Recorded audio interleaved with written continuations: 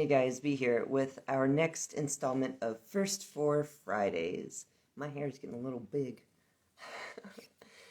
Today we are going to be reading the first 4 pages of Here the Whole Time by Vitor Martins. And so I'll give you a description first, and then we will get right into the first 4 pages. 2 boys, 15 days, 1 awkward vacation. Philippe can't wait for winter break. Finally, he'll get some time away from the classmates who tease him incessantly about his weight. But Philippe's plan turns upside down when he learns that Chow, his neighbor from apartment 57, will be staying with him for 15 days. Which is a problem because A, Philippe has a crush on Chow since, well, forever. And B, Philippe has a list of body image insecurities and absolutely no idea how he's going to handle them while sharing a room with his lifelong crush. Suddenly, the days that once promised rest and relaxation and epic Netflix binging are a gauntlet of every unresolved issue in Philippe's life. But if he can overcome his insecurities, then maybe, just maybe, this break won't turn out to be such a disaster after all. So, here are the first 4 pages of Here the Whole Time by Vitor Martins. Oh, it's been translated too. Translated by Larissa Helena. For anyone who has ever gotten into a pool with their shirt on.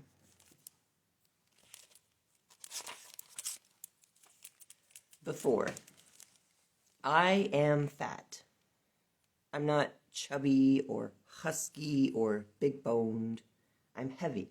I take up space, and people look at me funny on the street. I know there are plenty of people in this world who have much greater problems than I do here in Brazil, but I can't think about other people's suffering when I have my own issues to deal with at school. High school has been my own personal hell for the last 2.5 years. Sometimes I feel like the list of nicknames for fat people is endless. That isn't to say that this list is especially creative, but I'm always impressed with the sheer number of nicknames that guys at school come up with when it would be so much easier to just call me Philippe. Ever since I broke a chair in geography class at the beginning of the school year, people have sung, quote, "Wrecking Ball," whenever I pass by them in the halls. 2 weeks after, another kid in my class broke his chair, but no one sings the Miley Cyrus song at him. You guessed it. He's skinny. I've always been fat, and living in this body for 17 years has made me an expert at ignoring comments from others. Which isn't to say that I'm used to it. It's hard to get used to it with daily reminders that you're a piece of demolition equipment. I've just gotten used to pretending that they're not talking about me.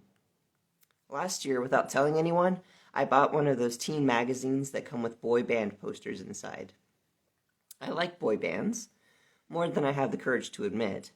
But what made me buy it was a burst on the cover that said, quote, "Insecure about your body? Get over it, girl," end quote. According to the magazine, an overweight teenager who wants to be cool and have friends has to make up for their weight somehow. Basically, if you're really funny or super stylish or very likable, no one will notice that you're fat. I thought for a moment about how I compensated for it. And I couldn't come up with anything. I mean, I consider myself a funny guy. People love me online. 543 Twitter followers and counting. But when I try to socialize in real life, I'm a big loser. I totally fail the likability test. And my style? I define it as sneakers, jeans, and a reasonably clean gray t-shirt. It's hard to have cool clothes when you're a size XXL. I flipped through the rest of the magazine, took the, quote, "Which celebrity would be your BFF?" quiz. I got Taylor Swift. And then threw it out. I didn't want to be reminded that I have nothing to offer. But today, everything will be different. It's the last day of school before winter break. The day I've been looking forward to since the school started. Winter break lasts 22 days. 22 glorious days of free, free of fat jokes, nicknames, and ugly looks. I jump out of bed early to make sure I'm on time for school, and when I get to the kitchen, my mom is already up, painting a canvas. 3 years ago, my mom quit her job at an accounting firm to become an artist, and it's been 3 years since our kitchen last resembled a normal one, because there are canvases, paint, and clay everywhere. "Good morning, my angel," she says with a smile that should be impossible for someone who's been awake since 7 a.m. My mom is gorgeous. For real. She has big, animated eyes, her hair full and is always tied up, and she's slim. Which means that before he walked out on us when he found out my mom was pregnant with me, my father made it a point to leave me at the let me start that over. Which means that before he walked out on us when he found out my mom was pregnant with me, my father made it a point to leave me with the fat gene. Thanks a lot, Dad. "Good morning. You have paint on your chin, but you look beautiful anyway," I say hurriedly as I grab a cheese sandwich and look for my keys. "Philippe, I'm not sure if I told you, but this afternoon..." "Sorry, can't talk. Already late. See you later. Love you. Bye," I answer, closing the door behind me. To be honest, I'm never running late, but my anxiety makes me believe that the sooner I get to school, the sooner I can get it over with, which, unfortunately, makes absolutely no sense. I press the elevator button 3 times more than I have to as I finish my sandwich. And when the door opens, there he is. Chow, my neighbor from apartment 57. I swallow the dry piece of bread that's still in my mouth, rub my hand over my chin to make sure there are no crumbs left on my face, and then step inside. I whisper a good morning so low that even I can't hear it.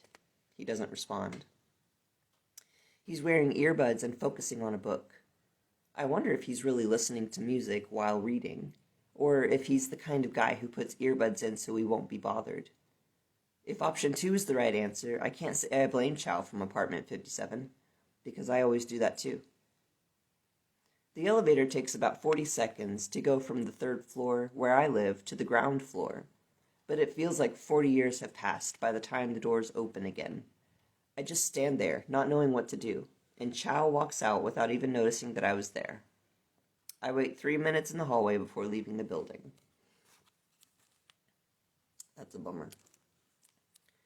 And that, dear friends, is the end of the first 4 pages of Here the Whole Time by Vitor Martins.